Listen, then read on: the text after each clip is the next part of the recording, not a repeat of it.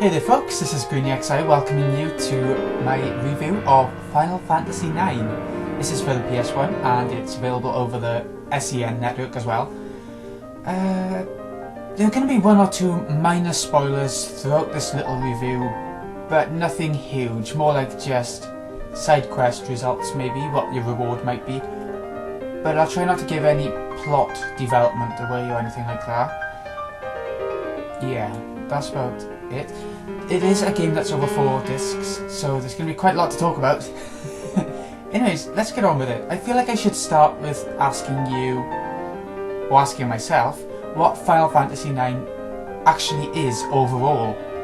And that is a turn-based JRPG. It's part of a long-running series. There's been Final Fantasy games coming out now since the days of the NES, the Nintendo Entertainment System. And they're still going now. Final Fantasy 13-2 is probably the newest one, I think, with a couple more coming out still. I mean, the beta of Final Fantasy 14 is out and 15 has been announced. Oh my god, there's just so many of them.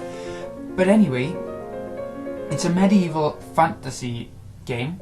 Some of the other Final Fantasies have been like futuristic Final Fantasy, steampunk fantasy with Final Fantasy 6. What others have there been? More realistic with Final Fantasy 8. Not completely realistic, but more so. But Final Fantasy 9 is like medieval, like some of the older ones were.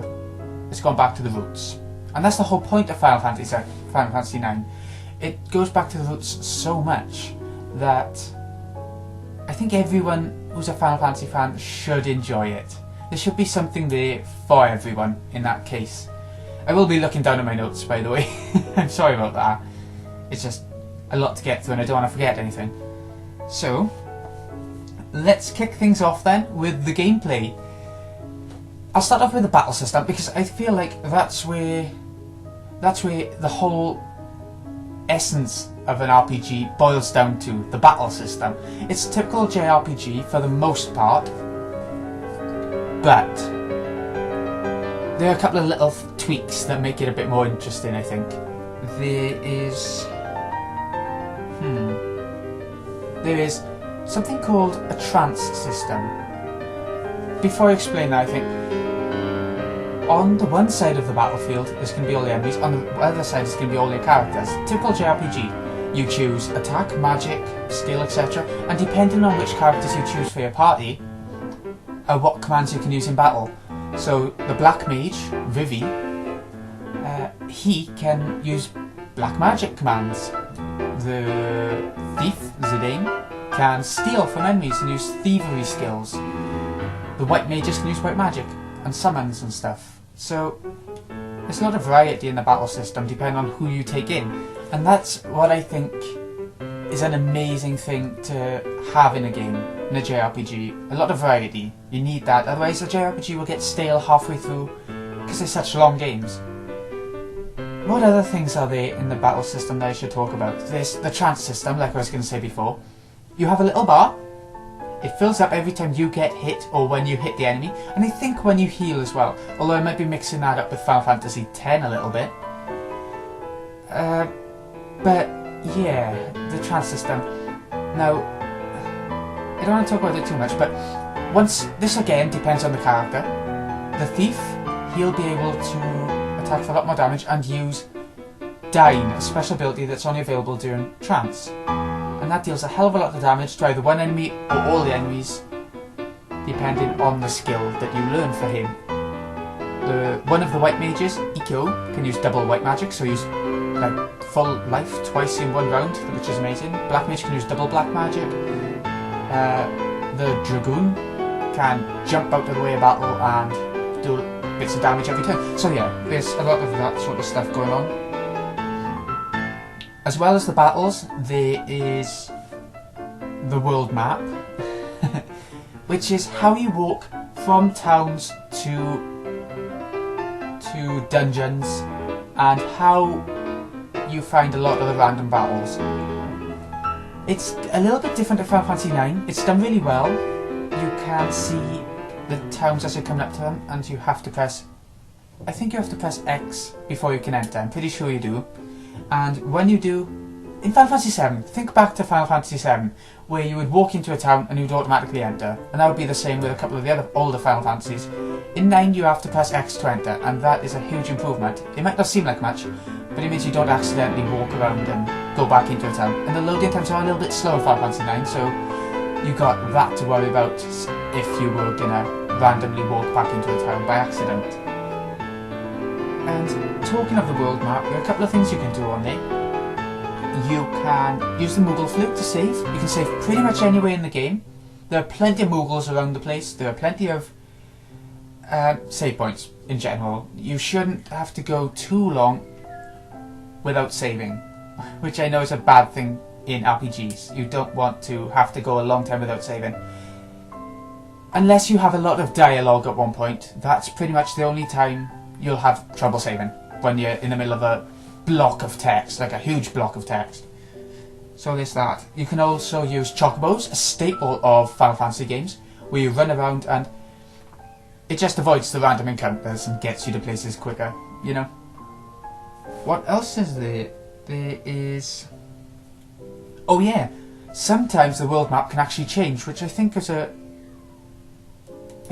first for Final Fantasy games. Maybe not, but say a town changes somehow, to keep from giving you spoilers, the town will look a lot different on the world map. It'll look like something's missing or something's added. I try not to give anything away here. But yeah, it's got lots of stuff like that. And at one point, there's going to be a lot more mist on the world map. And the whole ambience of it will change. The music will get much darker. It won't be blue skies, it'll be like, I think it's red, or really dark at least, and the different enemies will change on the world map.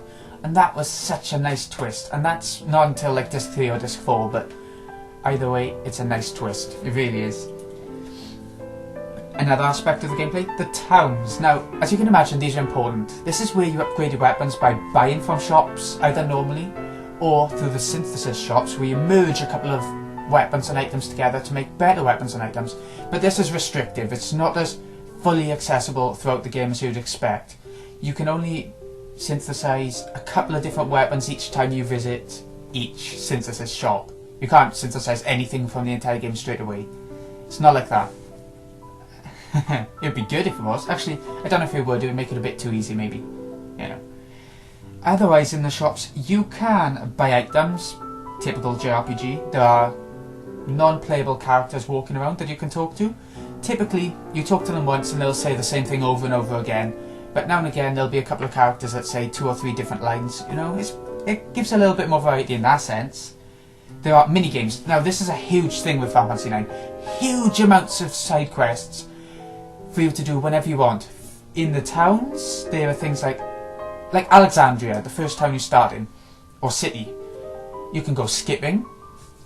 You can play cards, you can collect things, you can chase a cat sort of, you can have a race, you can do so many things in each city and town. And in dungeons now and again, you can find like a mini game where you dig on a wall and try and find ore and items and stuff. That was the main one in Fossil Roof. And there's plenty of other sort of stuff like that. As well as that, in towns, what else is there? Key dialogue. Obviously the events that push the game on are going to be in towns. You're going to talk to the president or the person who looks after the town, you know, and you're going to find out new things about the characters, you're going to get a bit of backstory. It's good. And the towns vary quite a lot.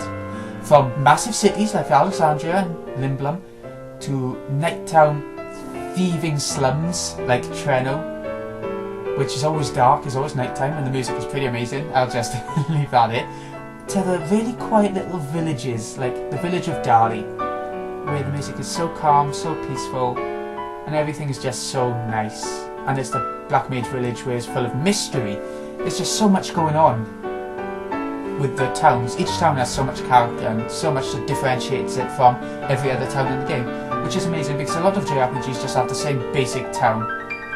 Think of Final Fantasy 1 maybe, where each town's pretty much just the same town over and over again throughout the game.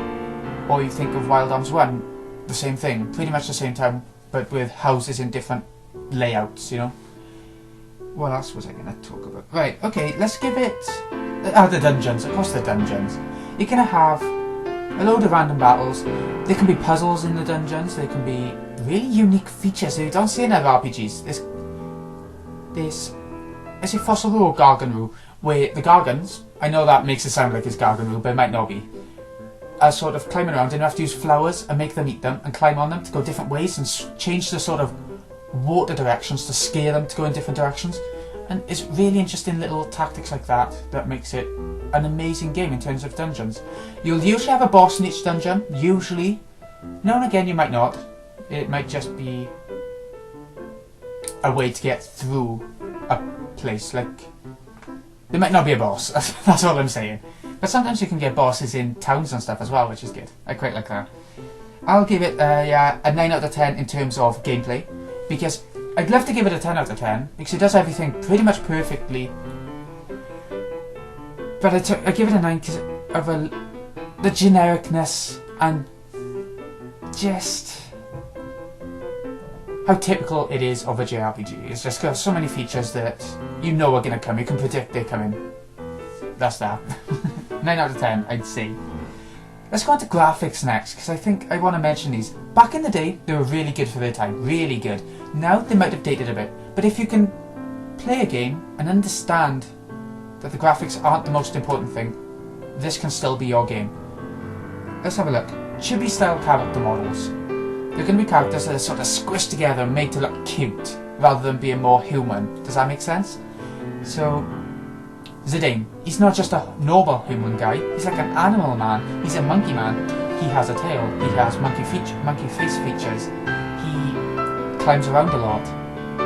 Yeah, it's a bit more cartoony in that sense, but it's not a cartoony game at all. Don't think that about the art style. It's hard to explain a little bit, because it's also realistic, in a sense.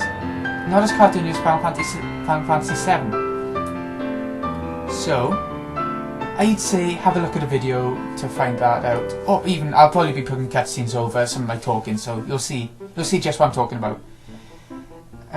There are a variety of towns, like I said before, with different art styles. There'll be the more sort of colourful Black Mage Village with the yellows for the chocobos and the grass that's brightish green, to the more industrial town city of Limblum, which has a different art style, which is more realistic maybe.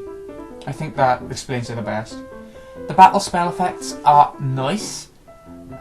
They're pretty typical actually. I'm saying that quite a lot, that word, throughout this, but what you'd expect. Sparkles, flames, shiny ice, you know, it's pretty typical. And the summons show it off brilliantly, just like in Final Fantasy 7 and 8. You'll be getting the most out of the graphics of this game in the summons, apart from the cinematics, which are the next thing, the FMV cinematics.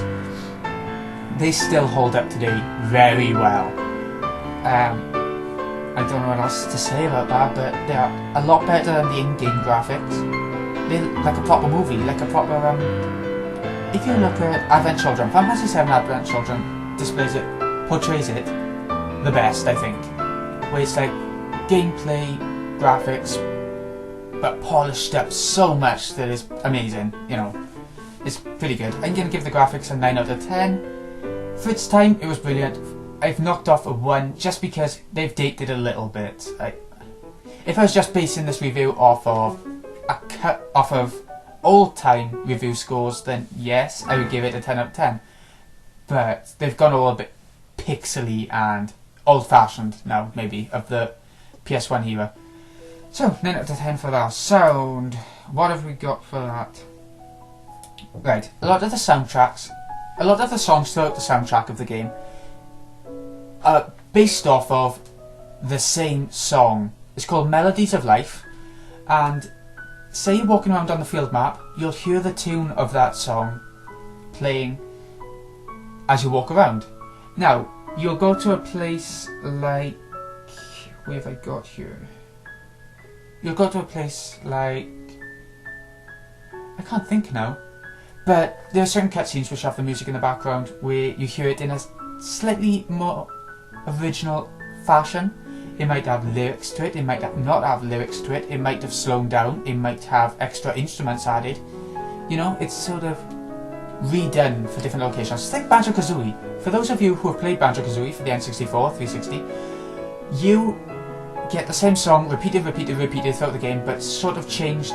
If you're in a swamp, it'll go slow and trudgy. If you're in a peaceful place, it'll go calmer and lighter and floatier. It's like that. It's a little bit like that. But there are plenty of original pieces as well. Like, if you look up a couple of songs for Final Fantasy IX, you will see that there are a couple that are hugely loved throughout the fan base. One of these, You're Not Alone, that's amazing. That's definitely one to look up. The Chocobo theme is different from the rest of the series. A really good one, probably one of the best. Black Mage Village theme is really weird and it makes it stand out. And there's plenty of others. There's plenty of them to have a look around at. I hope you'll have a look and see, even if you haven't played the game. So they work really well. The only other thing I guess to talk about is the sound effects in the sound department. They're typical. They are bang, pop, fizzle. But they work okay, you know. And I give the sounds a 10 out of 10 just because it all merges with each scene so well. I don't think there's a soundtrack piece that's out of place, and I think they're all pretty memorable, and it's probably the best soundtrack I've ever heard in a video game. I'm not being biased here, but I think it is. Yeah, that's very personal though. I mean, like, it's a person-to-person sort of case, you know, case-by-case scenario, that's the one. Replayability, right, okay, so, it's replayable. There are plenty of side quests, like I said before. There are loads of side quests, one of which is one of the best of the entire series, and that's called Chocobo Hot and Cold. I've seen loads of people talking about how it's the best side quest in the entire series. And what you do, you get your Chocobo, you take it to the Chocobo Forest, and you dig around, and depending on how the Chocobo reacts is how close you are to something being dug up. So you have to keep moving around and digging, and you're timed, and it's frantic, and it's horrible, and you level up your beak, and it's good. It's really good. And if you haven't tried that side quest before because you just ploughed through the main game, you just wanted to do that, which is fair enough. I did that a couple of times, my first couple of times. Then give it a go. Definitely play through again and give it a go. You only have to get to about Limblom area and you'll be able to make a start on it. So, what else is there? There are plenty of other side quests, like the cards minigame that goes right through the collecting frogs with Quina. There are loads of continuing side quests throughout the game, but there are loads of little side quests that only take like 2 seconds, and you don't have to do them at all. You won't get rewards that... You can complete the game without doing a side quest, obviously. I mean, the rewards are good, they're nice, but you won't have to have those rewards to get through. It'll just make things easier. What else? Oh yeah, one of the side quests, I wanted to mention this, was found recently, like 10 to 12 years later. Only recently. It's been on YouTube, it's been showcased everywhere, and it's such a shock. It's a pretty boring side quest, don't get me wrong, but to know that there were so many side quests that one of them have only been found now is shocking. Shocking. I like it. I'm sure somebody found it out ages ago, but it's only now being sold to the public, if that makes sense. We have, for replayability, back to that, 8 characters, so that means you can have new party formations. So you can always switch out characters and try new formations a second time through the game. Or you can try... I think you always have to have a party of 4 throughout the game. I don't think you can have less than that, unless you have to for a story part, you know? That's something I'll have to check. Yeah. Other things to make you come back to it? Loads of treasure chests, the typical... optional areas. Yeah, there are optional areas, like... I can't actually think of any right now, but there are also optional bosses like Ozma, which is just like this giant orb which is all colourful and stuff. And Hades. There are a couple of optional bosses for you to try out, and if you don't want to try it the first time because you don't want to go too far off track and you want to carry on through the main game, that's fair enough. But give them a try sometime, I think. I think it's well worth a go. Also, it's a long game, so would the replayability be... Would there be as much replayability? Longer games tend to be harder to motivate yourself to play through another time. Does that make sense? But it's such a good game, such a engrossing game, that as soon as I finished the game at least, I wanted to go right back to the start. And I'm sure there are plenty of other people like that as well. So I guess it's a personal thing once again. It's replayable if you like the game enough. Everyone knows that's the case with every game. I'm going to give it a 7 out of 10 because it's an RPG and so long and everything I just explained. It's a brilliant game, but it's not the genre of game that you could just play over and over and over without at least a bit of a gap in between, I don't think. 7 out of 10 for that. Negatives. I haven't done many negatives throughout the review, so I decided at the end of my sort of script writing that I would put it up in its own section and try and get some in, because I am a bit biased with this game. It was the Final Fantasy that I enjoyed the most. The game, in fact, that is probably my favourite game of all time. Possibly. So, negatives, the trance system. You fill up the bar. It takes a long time to fill up that bar and use a special ability, which is fair enough, because the ability does a whole lot of damage and stuff, but it's not as good as in Final Fantasy VII, where it only took a short amount of time to fill up the bar, but the ability wouldn't do as much. I would have preferred that system. And, normally, well, definitely, when you get the trance bar full, if you end the battle before using the trance, you lose all the bar. So you're screwed.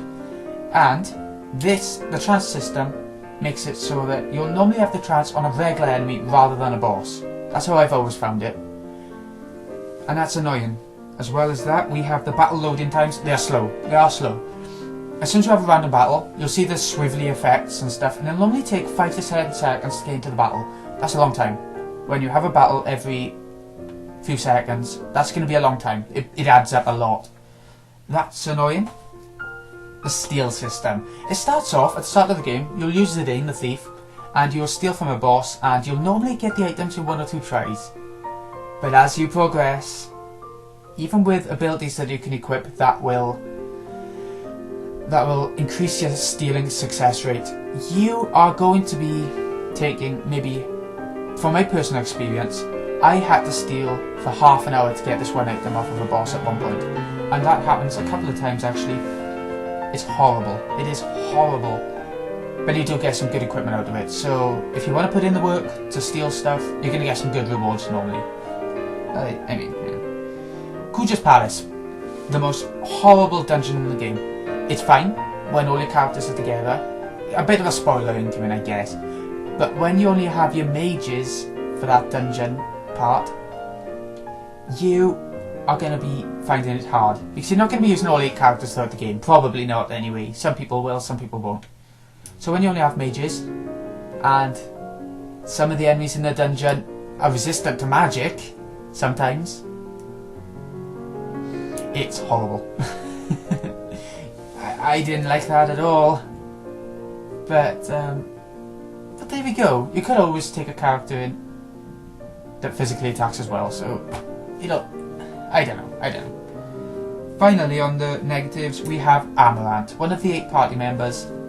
He just flops into the party and waddles along with them. There's no reason for him to be there. He says that it's to see how he got beaten, but I don't know. He just doesn't participate in conversations very much. He's like the Yuffie or Vincent of Final Fantasy VII, of Final Fantasy IX. He doesn't really take part in the game very much. He gives a little bit of backstory at points, but not a lot. He's just not a worthwhile character, I don't think. But I still like him as a character. He could have been so much more fleshed out. He's a badass, you know. He's the guy who goes around on his own and does things his own way. So, I mean, again, it's all personal preference.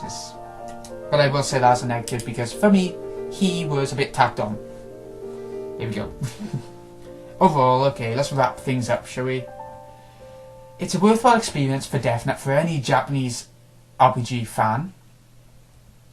The graphics have held up just about. It's still bearable, even though they're a bit pixely by now. A beautiful soundtrack, which is still to this day quite possibly the best soundtrack of any video game that I've ever heard. Interesting cast of characters apart from Amaranth. engrossing world and story. So yeah, there's a world that you'll love. You'll love visiting each town for the first time. You'll love finding the story out. There are twists and turns along the way. It's amazing. I'm going to give it a 9.5 out of 10. I am gutted and it's killing me not to be able to give it a 10, but it has dated a little bit, and that is unfortunate. I still say everyone should go and get it for either find the PS1 discs or find it on PSN. Because it's only like £8 I think it is, or £7 or £8 on PSN. I'm not sure what the American currency is. I think it's $10, I think.